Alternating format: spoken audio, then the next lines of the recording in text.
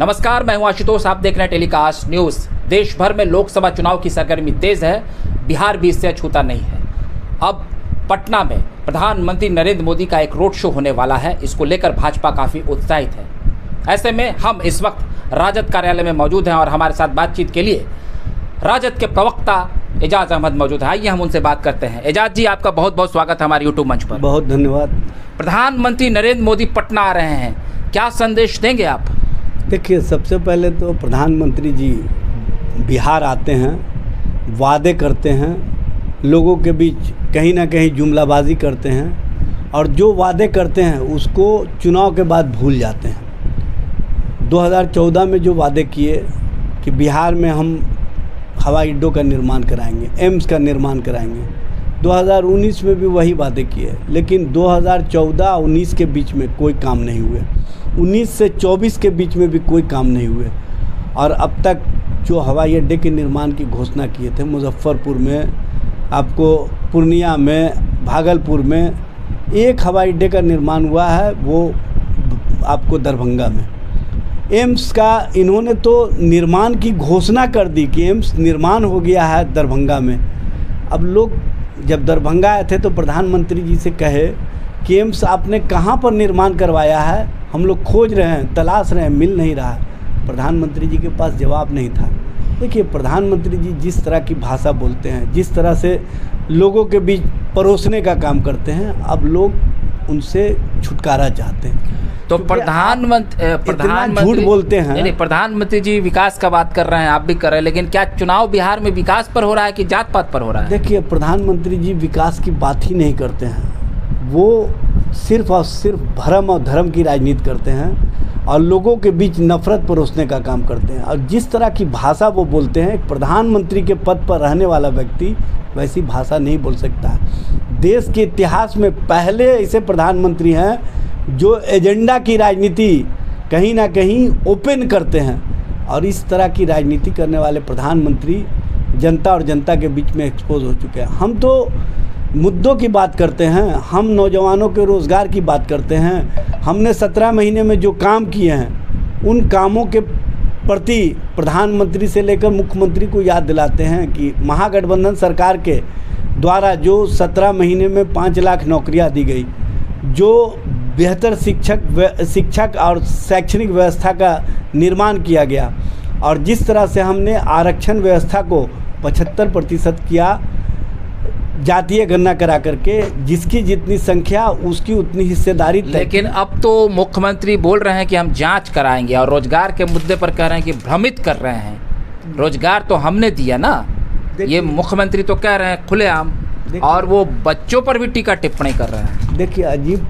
वाकया है कि जिसके नेतृत्व में बिहार कैबिनेट चल रहा था, जिसके नेतृत्व में कैबिनेट के सारे सदस्य काम कर रहे थे, जिसके नेतृत्व में सारे व्यवस्था चल रहे थे, वही जांच की बात कर रहे हैं। तो इसका मतलब है कि मुख्यमंत्री जी स्वयं कटघरे में खड़ा कर रहे हैं अपने आप को। मुख्यमंत्री जी जब बोलते हैं कि सारे काम विकास के हमने करवाए, तो आप जो जांच की बात कर रहे हैं, तो आप इंक्लूडिंग सीएम क्यों नहीं कहते हैं कि सारे चीज़ों का जांच करवाया जाएगा? आप अपने आप को छोड़ करके, अपने साथ वाले जो पार्टी के नेता हैं उनको छोड़ करके जांच की बात कर रहे हैं। अच्छा, एक बात तो ये चलने वाला नहीं है। अच्छा, एक बात आप बता दीजिए, कल अरविंद केजरीवाल जब छूटे तो वो भी बहुत तरह का बात बोले, जेल में डालने वाला, और ये बात उड़ रहा है कि राजद की कोई मैच फिक्सिंग है बीजेपी के साथ, इसलिए लालू जी और तेजस्वी जी को चुनाव में प्रशांत नहीं किया गया। देखिए, लालू प्रसाद जी या तेजस्वी प्रसाद यादव जी जितना झंझावत और जितना परेशानियाँ और जितना कठिनाइयाँ झेले हैं, शायद देश में वैसा किसी नेताओं के साथ नहीं व्यवहार हुआ होगा जिस तरह से केंद्र सरकार के माध्यम से व्यवहार किया गया। भाई, जितना आपने परेशानी में डालना था परेशानी में डाल दिया।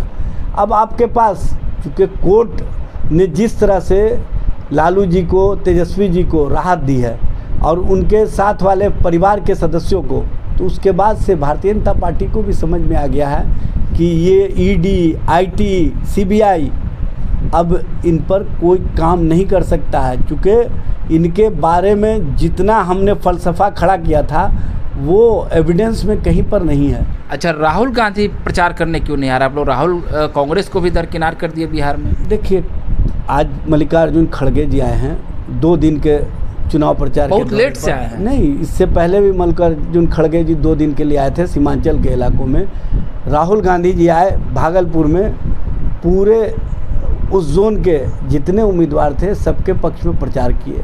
तो प्रधानमंत्री जी की तरह वो भाषणजीवी नहीं है, वो काम के प्रति गंभीर हैं। और वो जो 4000 किलोमीटर से ऊपर की यात्रा किए और उस यात्रा के माध्यम से जो संदेश दिए, उस संदेश को देश का एक एक आवाम सुना है।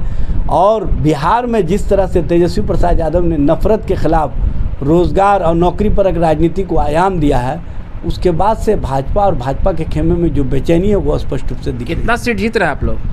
40 का 40। 40 जीत जाइएगा भाई, मोदी जी भी कह रहे हैं 40 जीतेंगे। जुमलाबाज की परेशानी, जुमलाबाज की घबराहट और जुमलाबाज की बेचैनी ये बताने के लिए काफ़ी है कि तेजस्वी जी का जो जॉब शो हुआ है उसके प्रति बिहार की जनता का जो विश्वास, बिहार की जनता का जो समर्थन है वो स्पष्ट रूप से दिख रहा है। चलिए, एक सवाल का आप जवाब दे दीजिए। ऐसी बातें चल रही है कि अल्पसंख्यक समुदाय राजद से खासा नाराज है, क्योंकि हिना शहाब का जो प्रकरण हुआ और वो चुनाव में खड़ी हुई हैं, उधर पप्पू यादव भी उनका समर्थन कर रहे हैं और सोशल मीडिया पर लगातार ट्रेंडिंग चल रहा है कि अल्पसंख्यक समुदाय को राजद ने हमेशा लूटा है और उनको भ्रमित किया है। देखिए, जो बिहार के अक़लियत समाज के लोग हैं, जो अल्पसंख्यक समाज के लोग हैं, उनको पता है कि लालू जी ने हमारे लिए क्या किया है। जब लालू जी सत्ता में थे, क्या किया है भाई सुन लीजिए ना, जब सत्ता में थे तो उन्होंने अल्पसंख्यक कल्याण मंत्रालय का गठन किया, देश का पहला राज्य बिहार बना। उन्होंने अल्पसंख्यक आयोग को कानूनी मान्यता दी, 15 सूत्री कार्यक्रम के माध्यम से अल्पसंख्यक समाज के बीच विकास कार्यों को पहुंचाया। बीपीएससी का स्क्रिप्ट उर्दू को बना करके जो DSP, CO, BDO Lalu ji के कार्यकाल में बने, ये सबको पता है। उर्दू दरोगा की नियुक्ति की, उर्दू स्क्रिप्ट को उन्होंने मजबूती प्रदान करने के लिए उर्दू ट्रांसलेटर और उर्दू टाइपिस्ट की बहाली की, उर्दू टीचरों की बहाली की, 12,500 एक मुश्त। ये लालू जी का सोच है। और लालू जी ने हर जगह जितने सरकारी कार्यालय थे सब में उर्दू भाषा के बोर्ड लगवाए। उर्दू नोइंग जो भी लोग थे उनको हर स्तर पर ऊंचा उठाने का प्रयास किया। लालू जी का सोच समाज के सभी वर्गों को साथ लेकर के चलने का रहा है। और तेजस्वी जी ने जो नौकरियां 5 लाख दी है, उसमें अक़लियत समाज के लोग बड़ी संख्या में आए हैं नियुक्ति लेकर के। ये बताने की आवश्यकता नहीं है, हमारा सोच स्पष्ट है और अक़लियत को भी पता है कि लालू प्रसाद जी आज जो परेशानियां झेल रहे हैं, आज जो कठिनाइयां झेल रहे हैं, आज जिन झंझावतों में फंसे हुए हैं, वो कहीं ना कहीं अक़लियत समाज और जो लाल कृष्ण आडवाणी के रथ को रोक करके उन्होंने देश को संदेश दिया कि इंसान और इंसानियत को बचाने के लिए, मुल्क की गंगा जमनी तहजीब को बचाने के लिए, और जो इंसान है इंसानियत मजबूत हो, इसके लिए उन्होंने आह्वान किया था कि मंदिर में घंटा बजाने के लिए और मस्जिद में अजान देने के लिए इंसानियत का रहना ज़रूरी है।